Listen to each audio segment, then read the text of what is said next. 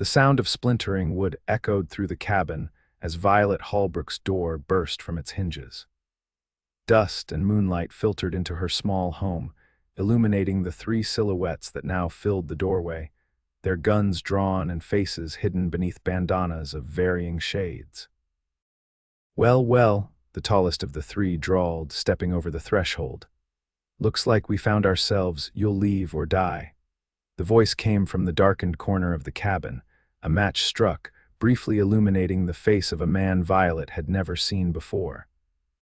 He sat at her kitchen table, a Winchester rifle laid across his lap, his hat tipped low over his eyes. The three outlaws froze, weapons still half raised. "Who the hell are you?" demanded the leader, his voice betraying uncertainty. The stranger stood slowly, his spurs clinking against the wooden floorboards. "Name's Zeke Archer, and you boys picked the wrong cabin." Violet pressed herself against the wall, her heart hammering in her chest. She'd only been in Placitas for 3 months, having inherited her uncle's old cabin after his passing. New Mexico Territory in 1878 was no place for a woman alone, something she was learning the hard way. "3 against 1, mister," said the shortest outlaw, confidence returning to his voice. "Those ain't odds I'd bet on." Zeke raised his rifle with practiced ease. "I wasn't asking for wagers." The silence that followed was thick enough to cut with a knife. Violet could hear her own breathing, shallow and quick. The outlaws exchanged glances, a wordless conversation passing between them. "This ain't worth dying over," muttered the leader finally. "Come on, boys." As quickly as they had arrived, the 3 men backed out of the doorway, disappearing into the New Mexico night. The sound of horses' hooves faded into the distance, leaving Violet alone with the stranger who had apparently been waiting in her home. "You can put that fire poker down now, madam," Zeke said without turning to look at her. Violet glanced down, surprised to find she'd grabbed her uncle's old iron poker from beside the fireplace. She hadn't even realized she'd moved. "Who are you?" she demanded, keeping the poker raised. "And what are you doing in my home?" Zeke Archer turned to face her fully now. In the dim light of the single lamp she kept burning, she could see he was younger than she'd initially thought, perhaps 30, with a weathered face that spoke of years under the sun. His eyes were a startling blue against his tanned skin. "Sheriff asked me to keep an eye on this place," he said, setting his rifle down on the table. "Those men have been raiding homesteads up and down the territory, figured they'd get to yours eventually." "So you just broke in and waited?" Violet challenged, still not lowering her makeshift weapon. A smile tugged at the corner of his mouth. "Door was unlocked, and I'd say it's fortunate I did, considering the company that just called." Violet finally lowered the poker, her hands trembling slightly. "You could have warned me." "Wouldn't have been much of a trap if everyone knew about it," Zeke replied. He moved toward the broken door, examining the damage. "I'll fix this for you in the morning. Tonight we'll have to make do with barricading it." "We," Violet echoed, raising an eyebrow. Zeke looked at her with an expression that suggested she was missing something obvious. "Those men might come back with more friends. I'll be staying to make sure they don't." Violet opened her mouth to protest but closed it again. She was stubborn, not foolish. And the memory of those 3 men bursting through her door was still fresh enough to make her shudder. "Fine," she conceded, "but you sleep by the door." For the first time, Zeke's face broke into a genuine smile. "Yes, madam." Violet watched as he dragged her heavy oak table across the room, positioning it against the broken door. It wouldn't stop determined men, but it would make enough noise to wake them if anyone tried to enter. "You got a name?" Zeke asked as he worked. "Violet Holbrook."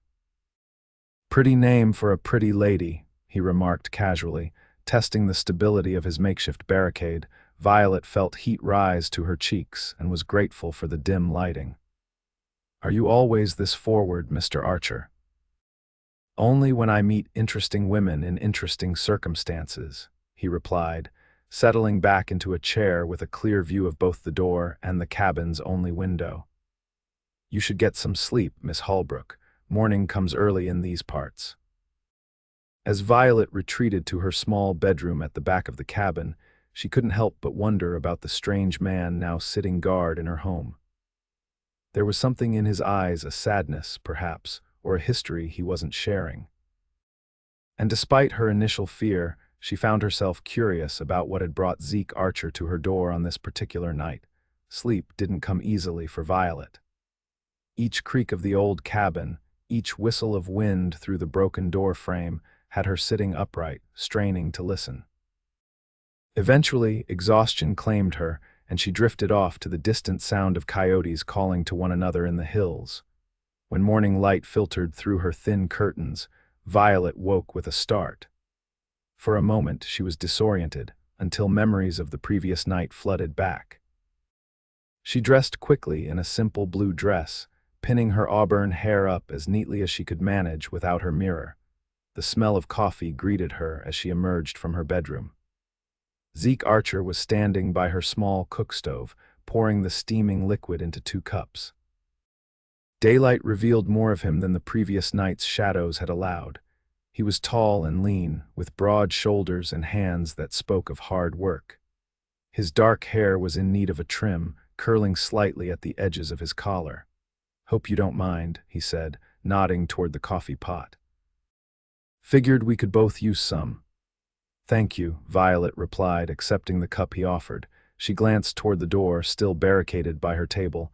Any sign of them returning? Zeke shook his head. "Quiet night, but they'll be back. How can you be so sure?" He sipped his coffee before answering. "Men like that don't take kindly to being shown up. Plus, they've likely heard about a woman living alone out here. Easy target." "I'm not as helpless as I appear," Violet said, straightening her shoulders. "Never said you were," Zeke replied with a slight smile. "But even the toughest folks need help sometimes." After breakfast, Zeke kept his promise to repair her door. Violet watched as he worked efficiently, replacing the broken hinges with spare ones he'd found in her uncle's old toolbox. "How do you know Sheriff Wilson?" she asked, handing him nails as he worked. "Did some work for him a while back," Zeke replied vaguely. "I pass through Placida's every few months. He mentioned you'd moved in out here and he was worried about you being so isolated." "I've managed just fine until now," Violet said, though she knew it wasn't entirely true. Life in the New Mexico territory was harder than she'd anticipated when she'd left St. Louis following her uncle's death. "What brought you out here anyway?" Zeke asked, testing the newly repaired door. "Not many women choose to live alone in these parts." Violet hesitated, unsure how much of her story to share with this stranger. "My uncle left me this cabin when he passed. I didn't have much waiting for me back east." It wasn't the whole truth, but it wasn't a lie either. What she didn't mention was the failed engagement, the scandal that had followed, or the whispers that had driven her to seek refuge in this remote corner of the territory. "Well, door's fixed," Zeke announced, dusting off his hands. "But I still think those men will be back. Might be best if you stayed in town for a few days." "This is my home," Violet replied firmly. "I won't be driven from it by fear." Zeke studied her face for a moment, then nodded. "All right then, but I'll be staying a while longer if you don't mind the company." Violet wanted to refuse to assert her independence and send him on his way, but the memory of those 3 men standing in her doorway was still too fresh. She nodded her consent, though not without adding, "Only until we're sure they've moved on." "Of course," Zeke agreed, though something in his expression suggested he didn't believe that would be any time soon. The days that followed fell into an unexpected rhythm. Zeke took to sleeping on a bedroll near the door, rising before dawn to check the perimeter of the small property. Violet maintained her daily routines, tending her small garden, preparing meals, reading from her limited collection of books in the evenings. They spoke little at first, 2 strangers bound by circumstance rather than choice. But as days turned into a week, the silence between them grew more comfortable. Zeke would share stories of his travels through the territories, while Violet would occasionally reveal snippets of her life in St. Louis. "You still haven't told me what you do," Violet remarked one evening as they sat by the fire. The spring nights were still cool in the high desert. Bit of everything, Zeke replied, whittling a piece of wood with a small knife. Was a cavalryman for a while after the war. Then tried my hand at ranching down in Texas. Didn't take to it much. And now, he looked up, his blue eyes reflecting the firelight. Now I do odd jobs, guide parties through the territories, hunt bounties when they're worth the trouble, whatever keeps food on the table and a horse under me. Sounds lonely, Violet observed, Zeke's hands stilled on his carving. Never much minded my own company. He paused, then added more quietly, though I admit this past week hasn't been half bad. Violet felt warmth spread across her cheeks that had nothing to do with the fire. She stood abruptly, moving to tend to the kettle. More tea, thank you, Zeke replied, his eyes following her movements. It was on the 10th day of his stay that trouble returned to Violet's door. They were sitting down to a simple dinner of rabbit stew when the sound of approaching horses drew their attention. Zeke was on his feet in an instant, rifle in hand. Stay inside, he instructed, moving to the window. Who is it? Violet asked, her heart beginning to race. Our friends from before, Zeke confirmed grimly. And they've brought company. Violet peered around him to see 5 riders approaching her cabin, dust billowing behind their horses in the fading light. She recognized 3 of them as the men who had broken down her door, but the other 2 were strangers to her. What do they want? She whispered. Nothing good, Zeke replied, checking his ammunition. Is there a back way out of here? Violet nodded. Through my bedroom. There's a small door that leads behind the woodpile. If shooting starts, I want you to go out that way and head for the ravine, Zeke instructed. Stay low and keep going until you reach town. I'm not leaving you here alone, Violet protested. Zeke turned to her, his expression serious. This isn't a discussion, Violet. Those men aren't just after your valuables. They've got a reputation for leaving no witnesses. Before she could argue further, a voice called out from outside. We know you're in there, Archer. Figured we'd find you here playing house with the widow. Zeke's jaw tightened. Seems they know me better than I thought. How? Violet asked, confused. I've crossed paths with men like these before, he replied, positioning himself by the door. Stay back. Zeke opened the door just enough to call back. This is private property. I suggest you move along. A chorus of laughter greeted his words.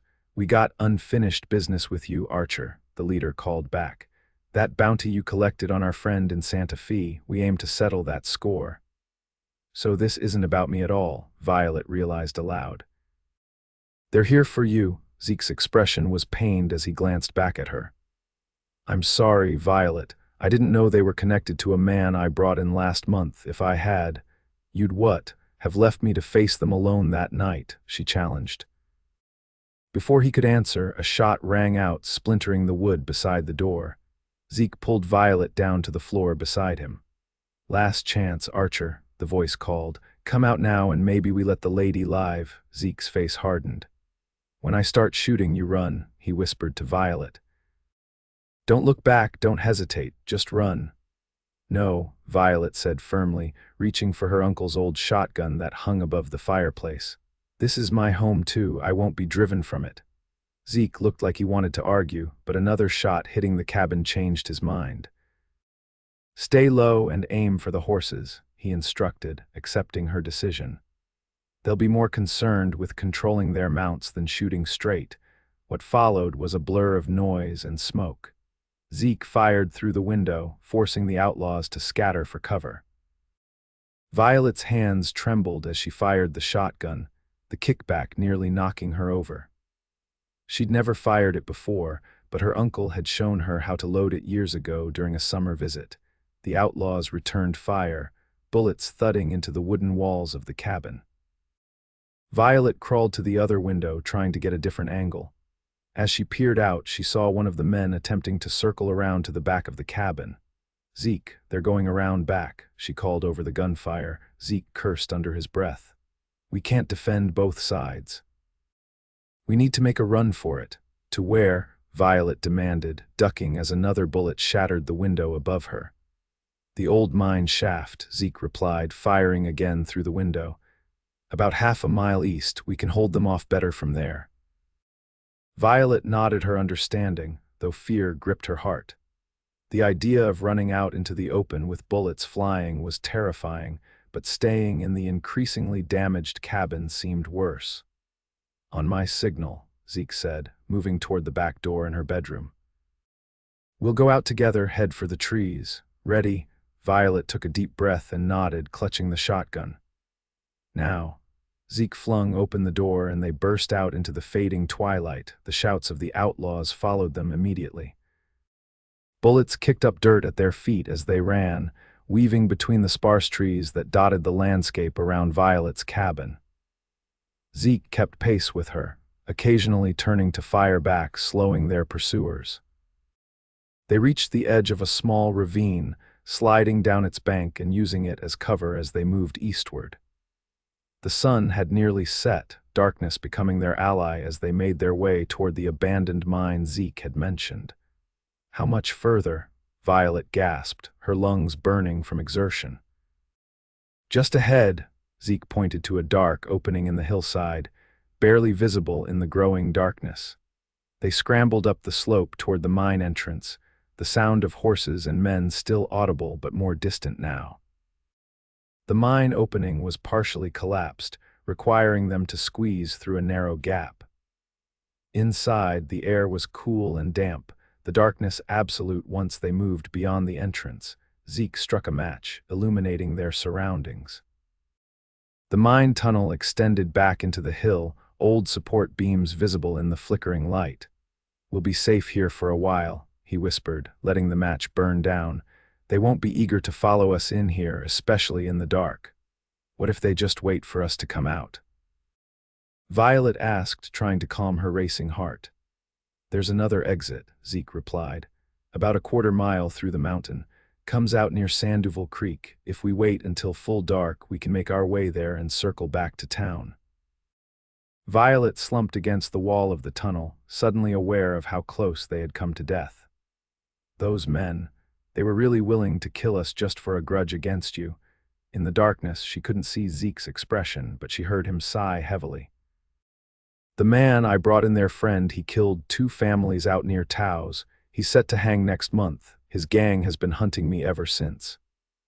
"You're a bounty hunter," Violet said, understanding dawning. "Among other things," Zeke confirmed.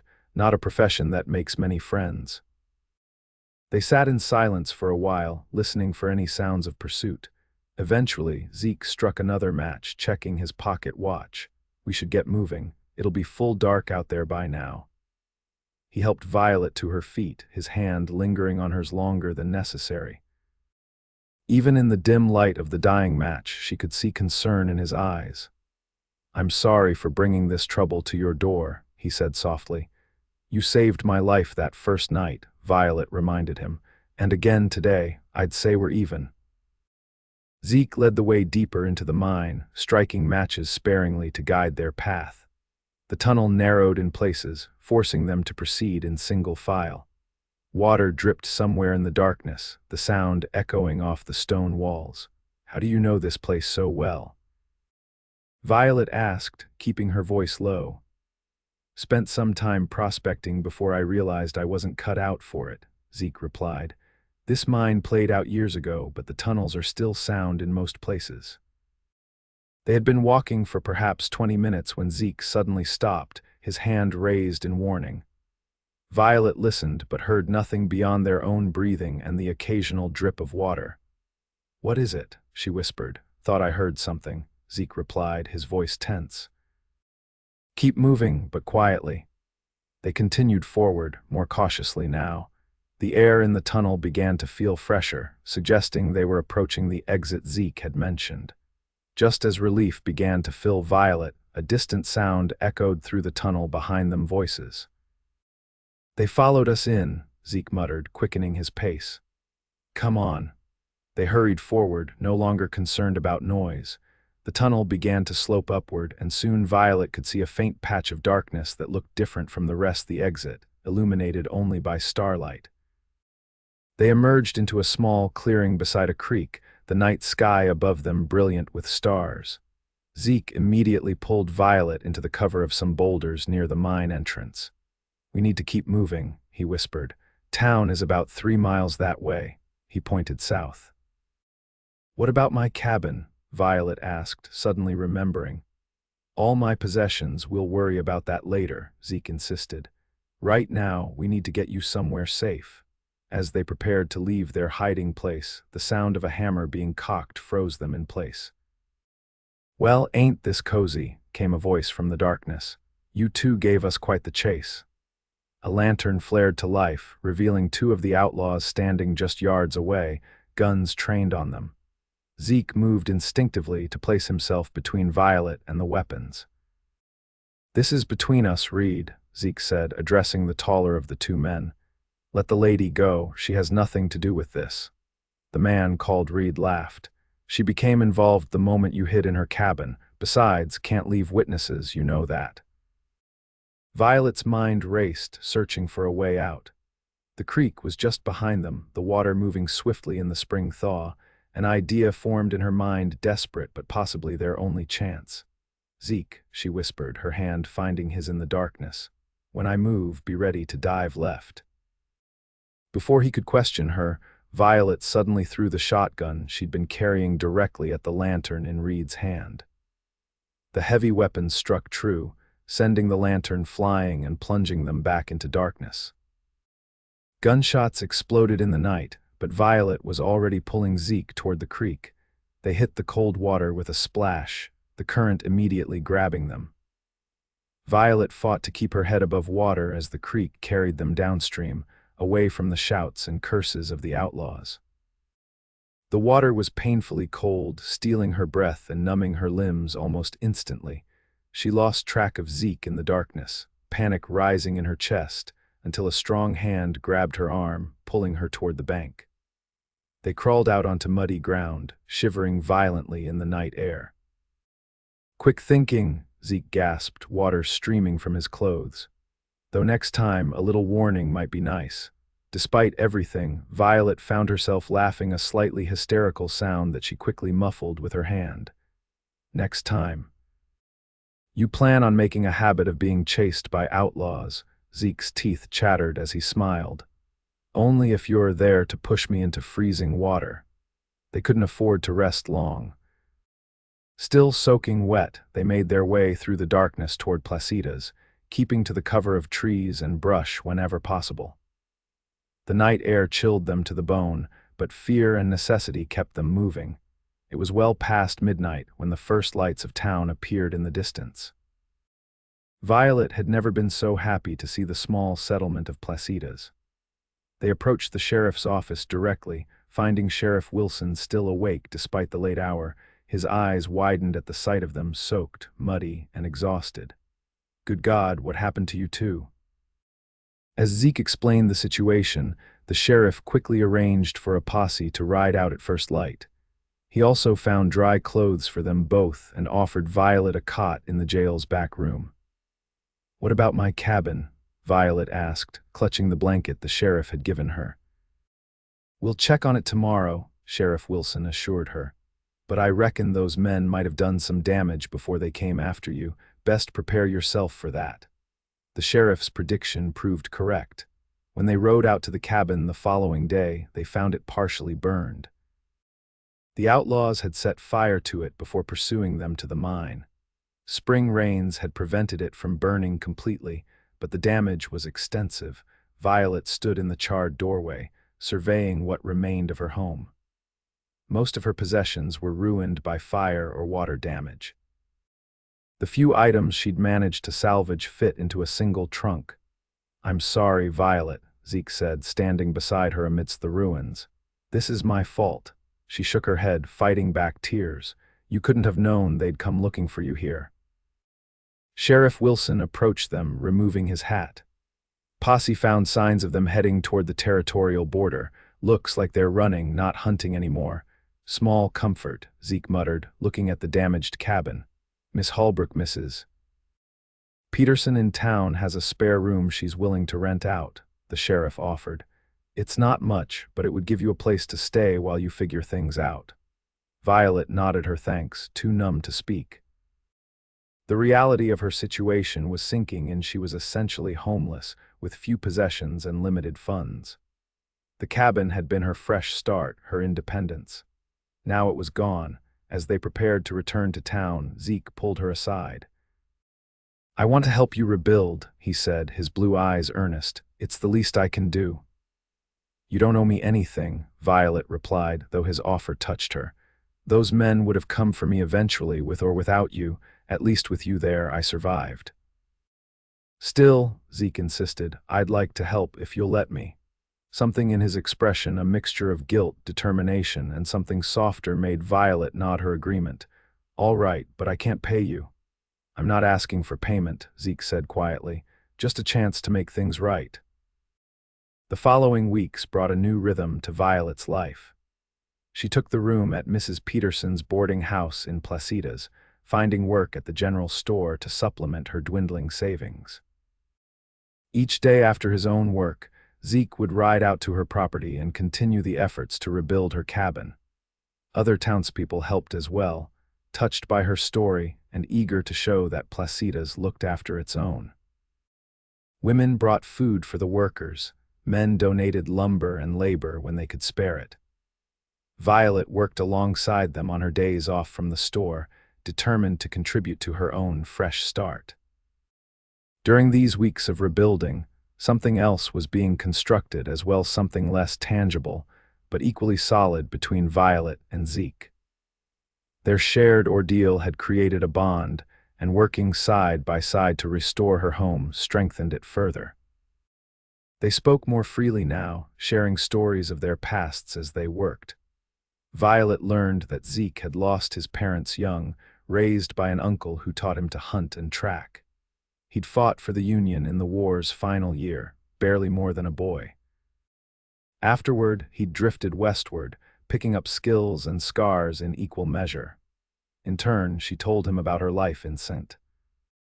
Louis, her brief engagement to a banker's son who had proven unfaithful, the scandal that followed when she publicly broke it off, the whispers and judgments that had driven her to seek refuge in her late uncle's property. "Sounds to me like you're braver than most men I know," Zeke remarked one evening as they sat on the half-finished porch, watching the sunset paint the desert in gold and crimson. Violet smiled, touching the calluses forming on her once smooth hands. "Not brave, just stubborn." "There's not much difference in my experience," Zeke replied, his shoulder warm against hers in the cooling evening air. As summer approached, the cabin took shape once more. It wasn't identical to the original. They'd made improvements, adding a larger porch and reinforcing the walls. Sheriff Wilson had even contributed a steel-reinforced door with a deadbolt that would prove challenging for any would-be intruders. "No one's breaking this down without a cannon," he declared proudly as they installed it. The night before Violet was set to move back into her rebuilt home, the townspeople organized a small gathering at the cabin, a housewarming of sorts. Tables were set up outside, laden with food and drink. Someone brought a fiddle, and music filled the air as people danced in the yard under lantern light. Violet found herself watching Zeke throughout the evening. He seemed different here among the townspeople, more relaxed than she'd ever seen him, laughing with the men and tipping his hat respectfully to the ladies. He belonged in a way she hadn't expected from a man who claimed to prefer his own company. As the celebration continued, Zeke approached her with 2 cups of punch. "Quite the party," he remarked, handing her one of the cups. "You've made quite an impression on this town." "They've been incredibly kind," Violet agreed, accepting the drink. "I never expected such generosity from strangers." "That's the way of things out here," Zeke said, looking out over the gathering. "People understand that surviving means helping each other. City folks often forget that. And what about you?" Violet asked, turning to study his profile in the lantern light. "What will you do now that the cabin is finished?" The question had been weighing on her mind for days. With her home rebuilt, there was no reason for Zeke to remain in Placitas. The thought of his departure left an unexpected hollowness in her chest. Zeke was quiet for a moment, sipping his punch. "I've been thinking on that," he finally said. Sheriff Wilson mentioned he could use a deputy, says the town's growing enough to warrant one. Hope fluttered in Violet's chest. Are you considering it? I might be, Zeke replied, his eyes finding hers. Depends on whether I have reason enough to stay. The meaning behind his words hung in the air between them, unspoken but unmistakable. Violet felt warmth rise to her cheeks that had nothing to do with the mild evening. I think, she said carefully, that Placida's would be fortunate to have you stay. A slow smile spread across Zeke's face. Just Placida's, Violet found herself returning his smile. Perhaps not just Placida's, before either could say more, Mrs. Peterson approached, insisting that Violet come try the apple pie she'd brought. The moment passed, but the understanding between them remained, a promise of conversations to come. Later that night, as the celebration wound down and guests began to depart, Zeke helped Violet clean up the yard. They worked in comfortable silence, gathering plates and cups by lantern light. You know, Zeke said as they finished, I never properly apologized for bringing trouble to your door that night. Violet set down her basket of collected dishes. You saved my life, Zeke, more than once. I'd say that more than makes up for it. Still, he insisted, stepping closer. I want you to know that I never meant to put you in danger, and I'm grateful for how things turned out despite everything. As am I, Violet replied softly. The lantern light cast soft shadows across his features as he looked down at her. Slowly, giving her every chance to step away, Zeke raised his hand to her cheek. Violet Holbrook, he murmured, you are the most remarkable woman I've ever met.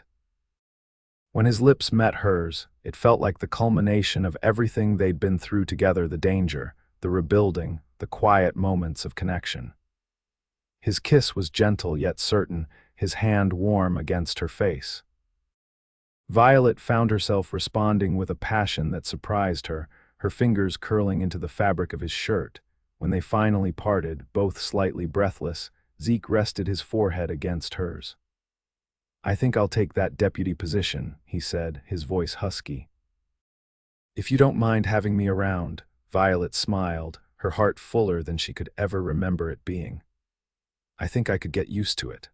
The following day, Violet moved back into her cabin, this time with the knowledge that she wasn't truly alone anymore. Zeke took the deputy position with Sheriff Wilson, renting a small room above the gunsmith shop in town. He rode out to her cabin most evenings, sometimes staying for dinner, other times just to sit with her on the porch as the sun set over the New Mexico landscape. Their courtship progressed slowly, deliberately. Zeke was respectful of Violet's reputation in the small town, always departing at a proper hour. But the connection between them deepened with each passing day, built on shared experiences and growing affection. Summer turned to fall, and with the changing season came news that the outlaw gang that had attacked them had been captured near the Arizona border. The leader, Reed, would stand trial in Santa Fe alongside his companions. Sheriff Wilson delivered the news personally, clapping Zeke on the shoulder.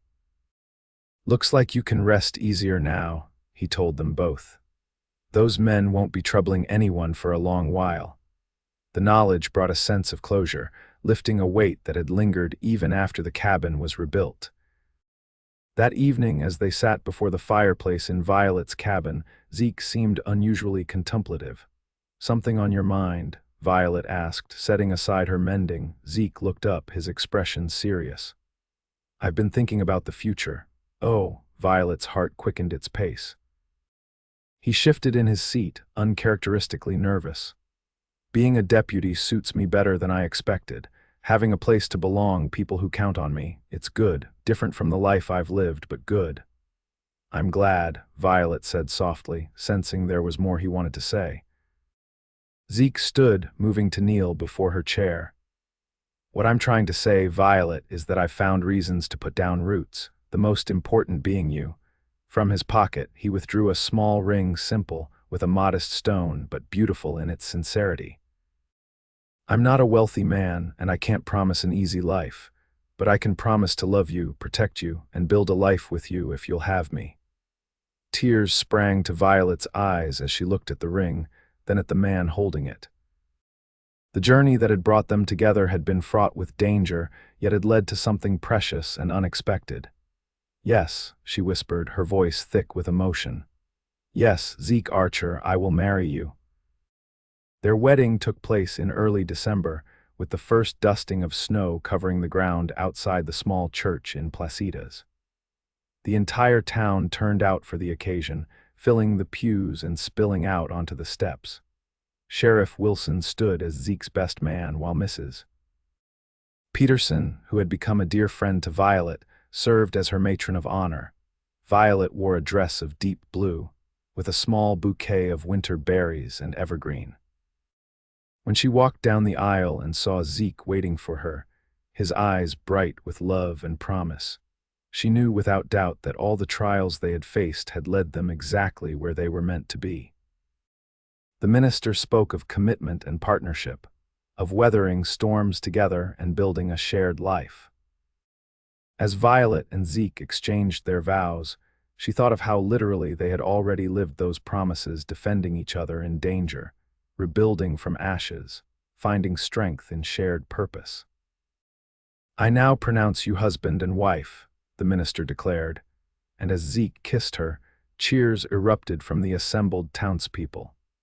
The celebration that followed at the town hall was joyous and warm, with music and dancing lasting well into the evening. As was tradition, the newlyweds slipped away early, riding together to their cabin, now truly theirs, on the outskirts of town. Zeke had moved his few possessions in the day before, but it still felt like a momentous occasion when he carried Violet over the threshold, both of them laughing as he pretended to stumble under her weight. "Welcome home, Mrs. Archer," he said, setting her down gently in the main room of their cabin. "Home," Violet repeated, looking around at the space they now shared. "It sounds perfect." That night, as they lay together in the quiet darkness, Violet reflected on how dramatically her life had changed in less than a year. She had come to Placitas seeking solitude and a fresh start, never imagining she would find love, community, and a sense of belonging deeper than any she had known before. "What are you thinking about?" Zeke murmured, his arm tightening around her waist. "About how 3 outlaws broke down my door," she replied, turning to face him, "and a cowboy was already inside, saying they'd leave or die, and how that moment changed everything." Zeke smiled, brushing a strand of hair from her face. "Best night of my life, though I didn't know it at the time." "Mine too," Violet agreed, resting her head on his chest, listening to the steady beat of his heart. Spring brought new beginnings to Placitas. The desert bloomed briefly with wildflowers, painting the landscape in colors that seemed impossible against the usual browns and reds. The town was growing steadily, with new businesses opening and more settlers arriving each month. Zeke continued as deputy, earning respect throughout the territory for his fair-mindedness and skill.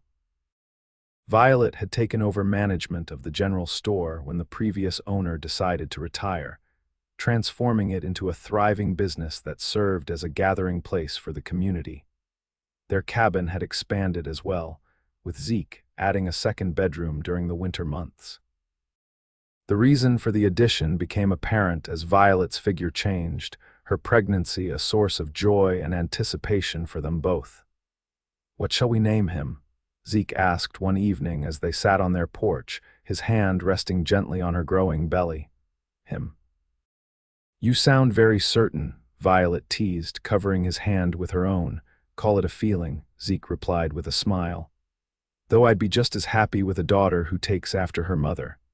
"If it is a boy," Violet said thoughtfully, "I'd like to name him after your father." "Thomas is a good, strong name," Zeke's expression softened.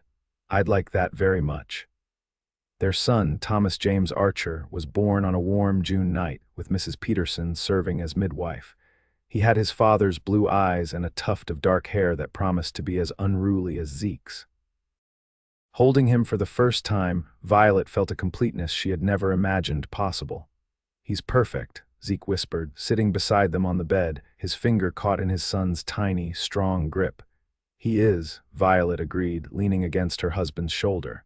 Our family. As Thomas grew from infant to toddler, life in Placitas continued to evolve. The railroad came through a town 20 miles south, bringing more trade and travelers. Sheriff Wilson finally retired, and to no one's surprise, Zeke was elected to take his place. Sheriff Archer, Violet said with a smile the night after the election. It has a nice ring to it. Does it? Zeke asked, bouncing 3-year-old Thomas on his knee. I was worried it might sound too grand. Not at all, Violet assured him. This town is lucky to have you watching over it. The years passed with the rhythm of seasons, winters by the fire telling stories to Thomas, springs planting gardens and making plans, summers filled with community gatherings and fishing trips to the creek, autumns harvesting and preparing for the colder months ahead. When Thomas was 5, he gained a sister, Sarah Elizabeth Archer, with her mother's auburn hair and a determination that made her father declare she'd be running the town someday. The cabin expanded again, and then once more when their youngest, William, arrived 2 years later. Through it all, Violet and Zeke's partnership remained the foundation upon which their family was built. They faced challenges together, drought years that tested the town's resources, occasional outlaw troubles that came with Zeke's position, the normal struggles of raising children in a frontier town. But they also shared countless moments of joy, building a life rich in love and purpose. On the 20th anniversary of the night they met, Zeke surprised Violet with a small party at their now substantial home. Friends gathered to celebrate not just their marriage, but the community they had helped build. Thomas, now a young man of 19 studying law in Santa Fe, returned home for the occasion. Sarah, 17 and as headstrong as her parents had predicted, helped organize everything. William, at 15 already showing his father's height and his mother's thoughtful nature, entertained the guests with his guitar playing. As the celebration continued around them, Zeke pulled Violet aside to the porch, the same porch where he had first kissed her all those years ago. "Happy anniversary," he said, presenting her with a small wooden box. Inside was a locket, beautifully crafted from silver. When Violet opened it, she found a tiny sketch of their family on one side, and on the other, a date the night 3 outlaws broke down her door and changed her life forever. "It's beautiful," she whispered, blinking back tears. 20 years, Zeke marveled, helping her fasten the locket around her neck. "Sometimes it feels like yesterday that I was sitting in your cabin, waiting for those outlaws to show up. And sometimes it feels like we've always been together," Violet replied, leaning into his embrace. "Like my life didn't truly begin until that night." Zeke kissed her temple gently. "Best ambush I ever set." They stood together in comfortable silence, watching the sunset paint the desert in the same colors it had for countless evenings before. The town of Placitas spread out before them, no longer the small settlement it had been when Violet first arrived, but a thriving community they had helped shape. "Do you ever wonder," Violet asked, "what might have happened if you hadn't been in my cabin that night, if the sheriff hadn't asked you to watch over me?" Zeke considered the question, his arm tightening around her waist. "I believe some things are meant to be, Violet. If not that night, perhaps another, but I think we would have found each other somehow." Violet smiled, thinking of all the twists of fate that had brought them together and all the choices they had made to build the life they now shared. "I believe you're right." As they rejoined their celebration, surrounded by family and friends, Violet Archer reflected on how a moment of danger had led to a lifetime of love. 3 outlaws had indeed broken down her door that night long ago, and a cowboy had been waiting inside with a warning. But what had followed was something neither of them could have predicted, a story of love, courage, and belonging that continued to unfold with each passing day. And as Zeke caught her eye across the room, his smile still capable of quickening her heart after all these years, Violet knew with certainty that their greatest adventures together were far from over.